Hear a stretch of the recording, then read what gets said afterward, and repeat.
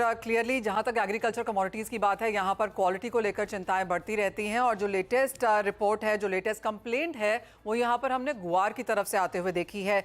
एक कंपनी है कुशल एंटरप्राइजेज, जिसके ओनर हैं कमलेश भट्टर, जिन्होंने चिट्ठी लिखी है एनसीसीएल को, जो ये कंपनी जोधपुर से है। और यहाँ पर इन्होंने खराब क्वालिटी को लेकर यहाँ पर चिंता जताई है, एक्शन लेने की मांग यहाँ पर की है। और कहा गया है कि पुअर क्वालिटी है यहाँ पर गुआर सीड की, और जो डिलीवरी उनको मिली है वो यहाँ पर एलटीसी गंगानगर के गोडाउन से मिली है। तो चिंताएं यहाँ पर गुआर को लेकर हैं।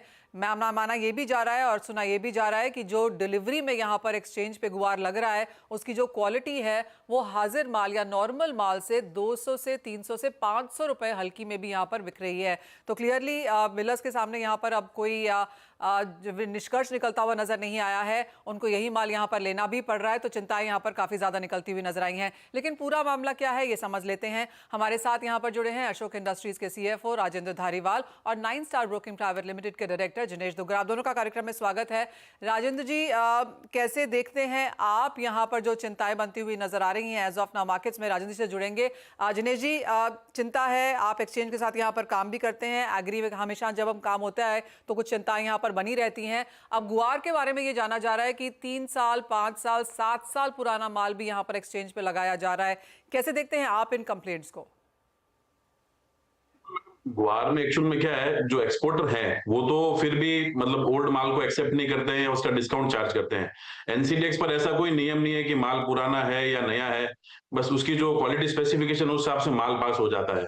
कल मुझे भी मार्केट से ये रूमर सुनने को मिली थी कि काफी बड़ी मात्रा में एनसीडीएक्स में लो क्वालिटी का माल पाया गया है। जैसा आप बता रहे हैं कि 200 500 700 रुपए कुंटल तक हल्का माल पाया गया है। तो ये सरासर गलत है। आज समझे नहीं कि जो इन्वेस्टर है, जो व्यापारी है, वो एक्सचेंज पर विश्वास करते हैं और अगर ऐसा हल्का माल निकलता है तो कुल मिला के उनके साथ विश्वासघात हो रहा है।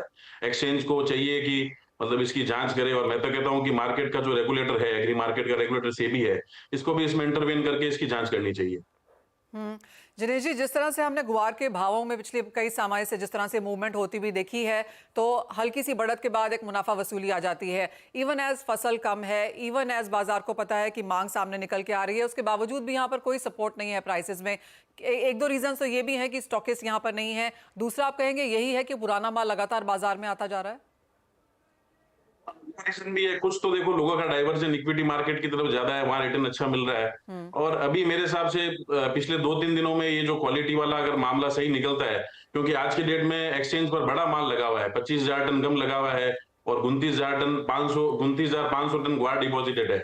अगर वो क्वालिटी वास्तव में हल्की निकलती है तो कहीं ना कहीं मार्केट में पैनिक लाएगी। राजेंद्र धारीवाल जी हमारे साथ हैं। राजेंद्र जी, आप कैसे देखते हैं इस चिंता को? जो चिट्ठी लिखी गई है कुशल एंटरप्राइजेज के कमलेश भट्टर की तरफ से, क्लियरली बताती है कितने टन का माल है, क्या क्वालिटी है और कितने डिस्काउंट पे यहाँ पर चल रहा है। क्या ये पहला ऐसा है या आपको लगता है इस तरह की चिंताएं बाजार में काफी ज्यादा हैं? जैसे कोई भी माल डिपॉजिट कराता है तो एनसीडीएक्स में एक प्रोसेस है, उसका प्रॉपर केवाईसी होता है और एनसीडीएक्स के पास प्रॉपर ट्रेल बैक रहता है कि किस आदमी ने वो माल डिपॉजिट कराया।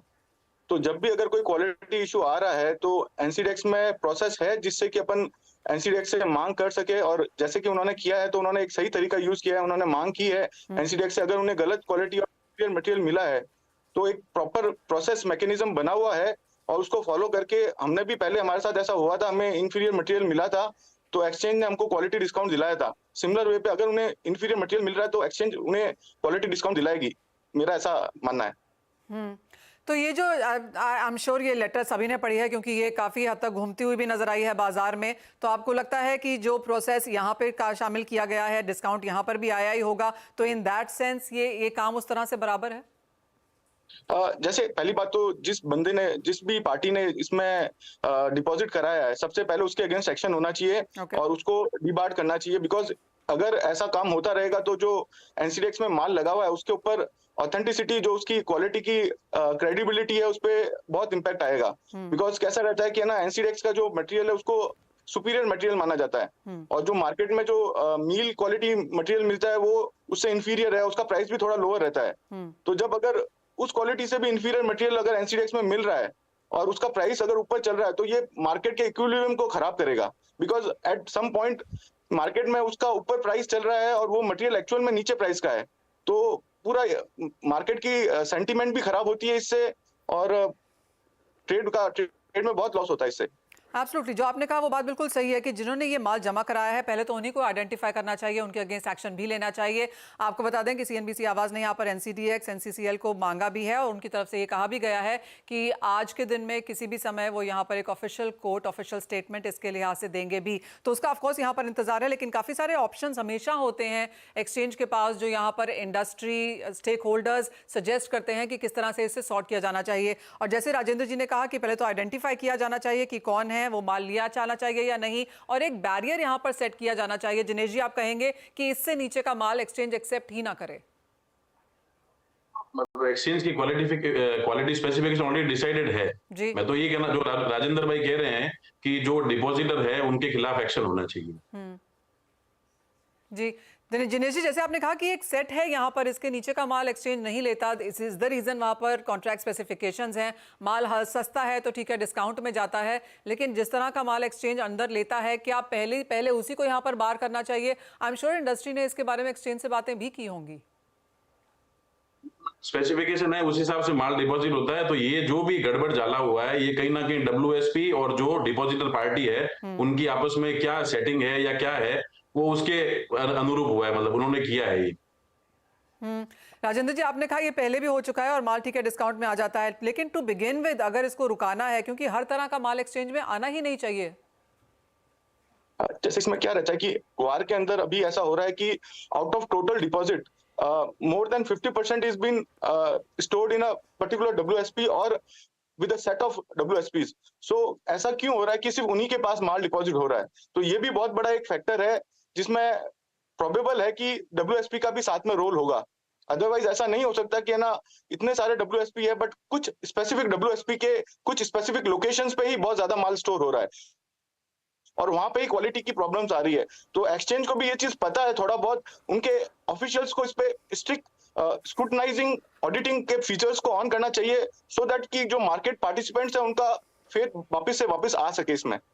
एब्सोल्युटली, जहां तक ये जो चिंता है जो यहाँ पे कुशाल एंटरप्राइजेस ने लिखी है उसके लिहाज से LTC गंगानगर का गोडाउन है जहां पर चिंता देखने को मिली है। लेटर में ये भी लिखा गया है कि उन्होंने बात भी करी है एक्सचेंज के गोडाउन से रादर और इस WSP से, लेकिन उसके बाद भी यहाँ पर कुछ निकाल देखने को नहीं मिला है। तो जैसे आपने कहा, जी हाँ, कुछ कहीं किसी हिस्सों में प्रॉब्लम है और उसका सीधा असर हम यहाँ पर मार्केट्स में आता हुआ देखते हैं। तो ये तो पूरी बात हुई, लेकिन ऑफकोर्स हम इस खबर के ऊपर नजर बनाए रखेंगे, आज चैनल पर लगातार अपडेट भी करते रहेंगे और कोशिश भी करेंगे और इंतजार भी करेंगे कि यहाँ पर एक्सचेंज की तरफ से हमारे पास किस तरह का रिस्पांस आता है और उसको भी हम अपने दर्शकों के समक्ष यहाँ पर लेकर आएंगे। बहुत शुक्रिया जिनेश जी और राजेंद्र जी, आप दोनों का ही साथ जोड़ने के लिए और पूरी खबर के ऊपर डिटेल में बात भी करने के लिए। ये तो बात गुआर की है और गुआर के प्राइसेस भी आपके समक्ष लेके आना चाहेंगे, क्योंकि पिछले 10-12 दिनों में लगातार तेजी के बाद पिछले 2 दिनों में कुछ मुनाफा वसूली के साथ यहाँ पर कारोबार है। निचले स्तरों से आज हल्की सी खरीदारी, लेकिन ज्यादातर काफी सपाट price moves as of now हमने यहाँ पर गुआर के तरीके से आते हुए देखी हैं। लेकिन बड़ी खबर है, क्वालिटी को लेकर यहाँ पर चिंताएं हैं। एग्रीकल्चर एसेंशियल कमोडिटीज में ऑलरेडी हमने यहाँ पर कुछ कारोबार में सस्पेंशन आते हुए देखे हैं, लेकिन जो नॉन एसेंशियल कमोडिटीज हैं वहां पर भी कुछ चिंताएं अब यहाँ पर क्वालिटी को लेकर, प्राइसेस को लेकर, वॉल्यूम्स को लेकर बनती हुई नजर आ रही हैं।